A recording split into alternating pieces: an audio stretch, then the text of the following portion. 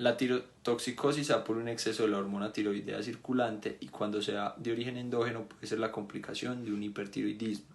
Con respecto a la presión arterial se presenta un aumento de esta, puesto que el metabolismo está activado al máximo y cambia la presión arterial sistólica más que la diastólica.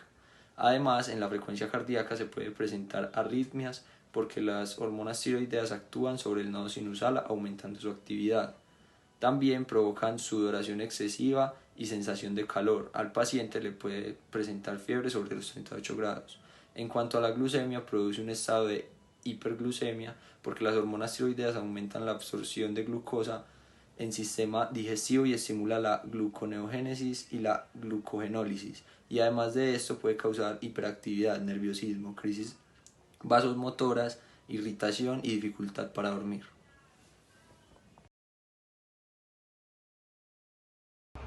En el hipotiroidismo, la disminución en la actividad metabólica puede causar una disminución en la presión arterial, debido a la reducción del gasto cardíaco y la menor actividad del sistema nervioso simpático.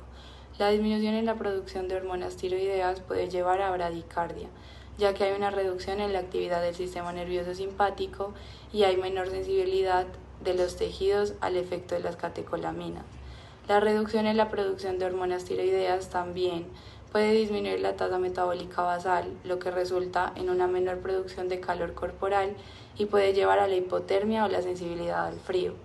La función tiroidea afecta la sensibilidad de la insulina y la regulación del metabolismo de los carbohidratos, lo que puede predisponer a una hipoglucemia, en algunos casos de hipotiroidismo.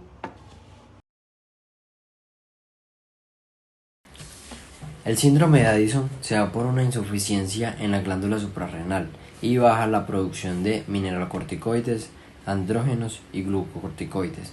La presión arterial en estos pacientes se encuentra disminuida con presencia de mareos o síncopes al levantarse.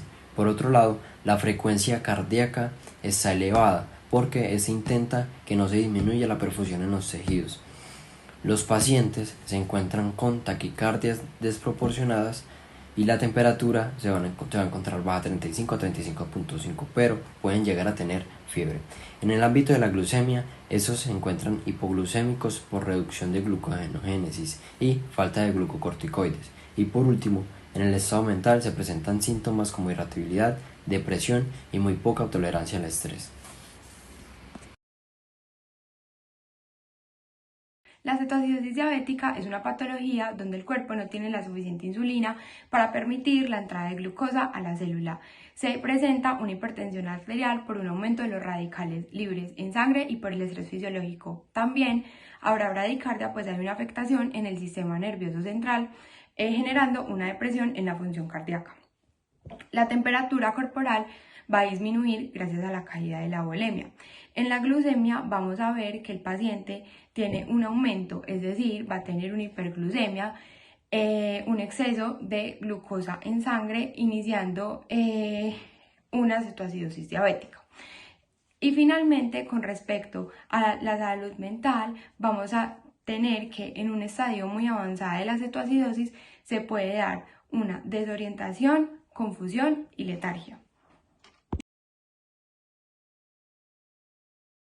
Hablando un poco sobre el ciclo menstrual, vamos a empezar hablando un poco sobre las hormonas que se encuentran involucradas en este eje hipotálamo, hipófisis, ovario. Entonces tenemos que la GnRH se encuentra involucrada a nivel del hipotálamo, la FSH y LH a nivel de la hipófisis y el estrógeno y la progesterona a nivel de los ovarios. En la primera mitad, que es la fase proliferativa, la FSH y LH estimulan el crecimiento de un grupo de folículos donde todos producen estradiol. Como consecuencia, las concentraciones del estradiol circulante aumentan gradualmente en esta fase.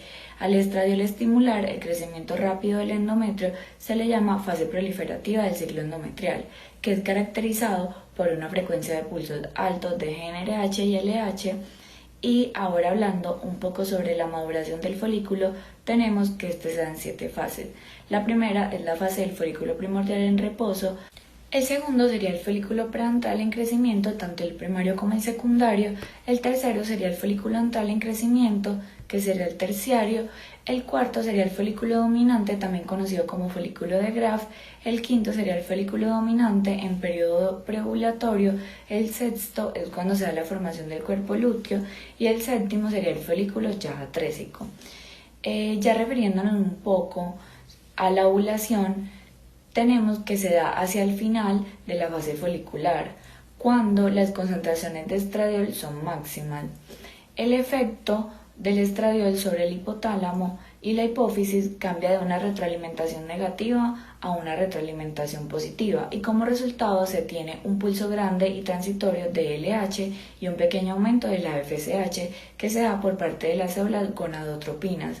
El incremento de estradiol se da cercano al día 14 y un consecuente pico de LH que aumenta la progesterona y las prostaglandinas y así se da la ovulación donde se expulsa el ovocito del folículo maduro.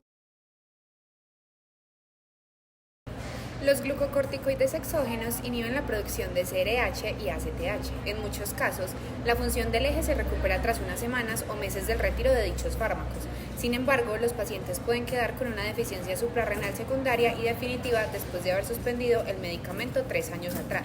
En el sistema nervioso central, los glucocorticoides exógenos conllevan a una disminución de la expresión de los receptores de glucocorticoides y esto a su vez una pérdida del mecanismo de retroalimentación negativo que normalmente ejerce el cortisol sobre la CRH, una inhibición de la producción de POMC y de la ACTH. Los pacientes desarrollan obesidad central y lipodistrofia, que se asocia con la proliferación y maduración de adipocitos viscerales, los que, al producir diferentes citoquinas y proteínas, favorecen la aparición de la dislipidemia por esteatosis hepática y estimulación de la producción de VLDL, aumenta la lipólisis y disminuye la oxidación de ácidos grasos. Un estado proinflamatorio y resistencia a la insulina al inhibir la secreción de la insulina y estimular la liberación de glucagón.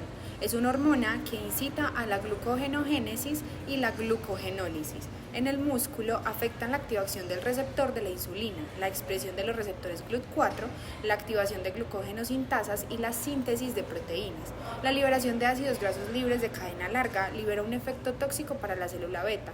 Los glucocorticoides exógenos inducen la pérdida de masa ósea al inhibir las sustancias con efecto anabólico sobre el hueso. Incrementan la sensibilidad de receptores adrenérgicos a las catecolaminas, facilitando la vasoconstricción por vasopresina. Además, alteran la liberación de óxido nítrico en el cerebro con desregulación del tono vascular sistémico y la activación de la reabsorción renal de sodio independiente de la aldosterona en el riñón. Por otro lado, aumentan el factor de crecimiento del endotelio vascular, facilitando el remodelamiento vascular. Hipertrofia de la media, aumento del grosor de la íntima y de la pared. Hay una disminución del lumen del vaso y aterosclerosis al facilitar la captación de LDL por las células vasculares.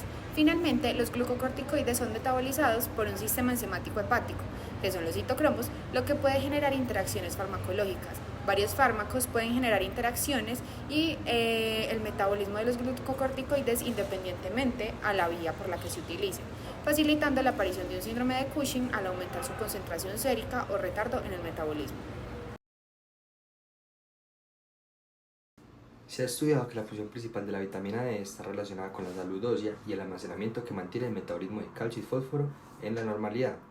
Además, al haber un déficit de esta y sus alteraciones en su mismo metabolismo de calcio y fósforo, puede generar principalmente raquitismo en niños, osteomalias en adultos y además osteoporosis. Recientemente se ha ligado con diabetes mellitus tipo 1, artritis reumatoidea, esclerosis múltiple, enfermedades de Crohn, trastornos autoinmunes, hipertensión arterial, cáncer y enfermedad metabólica. Y por último, en la presencia del déficit de la vitamina D, únicamente un 10 o un 15% hay de calcio y entre un 50 y un 60% de fósforo se absorbe en la dieta.